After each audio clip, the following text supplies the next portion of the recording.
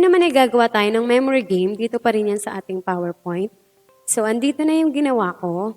Present ko lang siya sa inyo para makita nyo. Okay? Laro-laruin ko lang siya. Kailangan mahanap mo yung kapares. Kasi nga, memory game siya, di ba? Okay? Mulang ulit. Ayun. Okay. So, reset na natin. Tapos na. So, ayan. Paano ko ba ginawa yan? Sige, start na tayo. Open lang tayo ng bagong slide.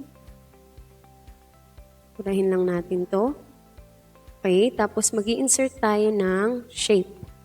So, ang gagamitin ko na lang ngayon na shape ay ito. Depende sa inyo kung ano gusto nyong shape na gamitin. Palitan ko lang siya ng kulay. Lagyan ko siya ng outline. Walang kulay outline niya. Okay.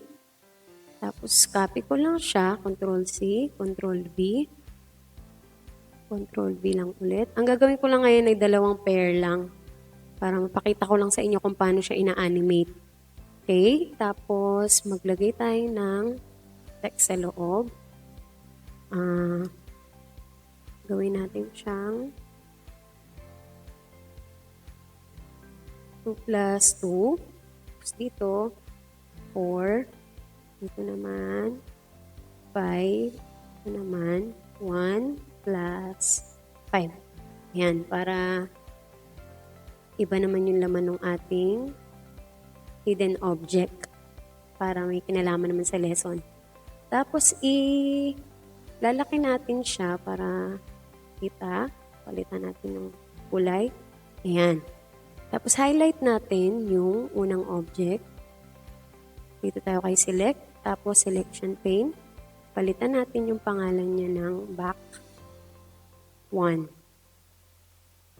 Sunod-sunod lang yan. Ito naman. Ito naman. And back 4. Okay.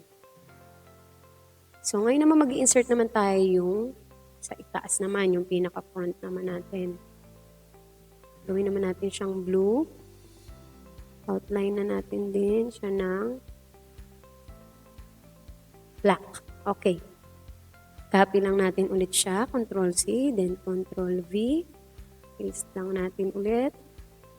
Paste lang din hanggang matakpan natin lahat ng ating object. Okay. Tapos, double-click. Lagyan na natin naman siya ng letters. Letters na lang. Pwede rin namang numbers, pero letters na lang gamitin natin. Para pagpipili ang bata kung ano ang i-reveal na box, mas madali. Okay. Then, select natin ulit lahat. Home. Palakihin lang natin ng konti. Save natin. Okay. Ngayon naman, ito ang i-rename natin. Gagawin naman natin siyang front 1. Okay. Ito naman. 2.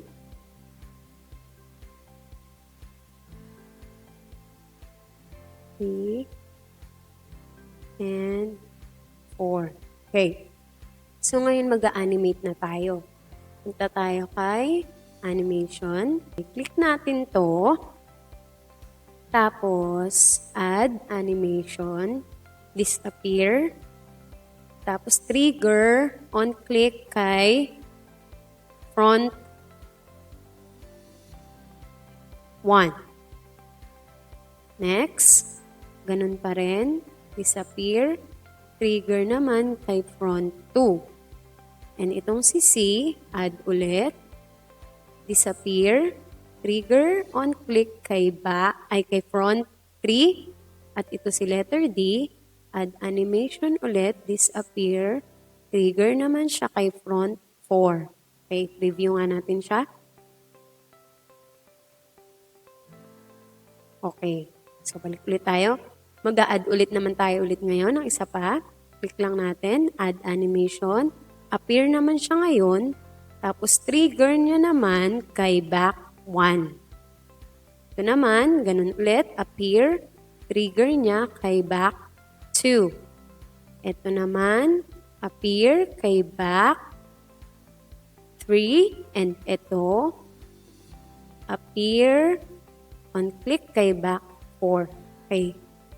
Review natin ulit. Okay. Nabubukas na natin sila at nasasara. So, okay na yan. Ngayon, mag-a-add naman tayo ng reset button natin.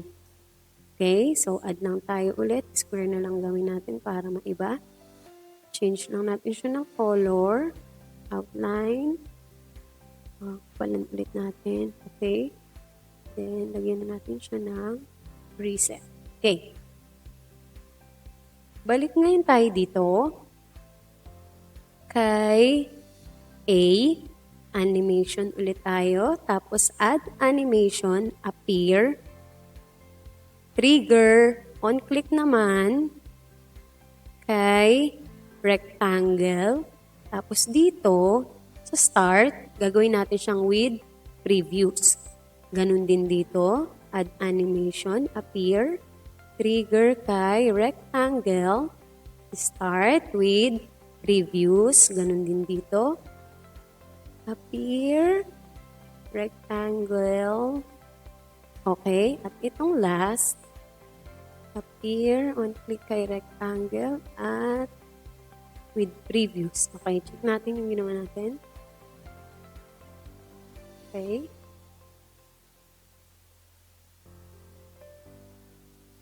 Try natin. Okay. So, ayun lang. Pwede mo na siyang gawin kung ilan ang gusto mong objects na ilagay. Kung 10, dagdag ka nilang ng dagdag. Basta yung paglalagay ng animation, ganun lang yung process, kamukha lang nung ginawa ko. Okay, so yun lang. Sana may natutunan kayo. Thank you!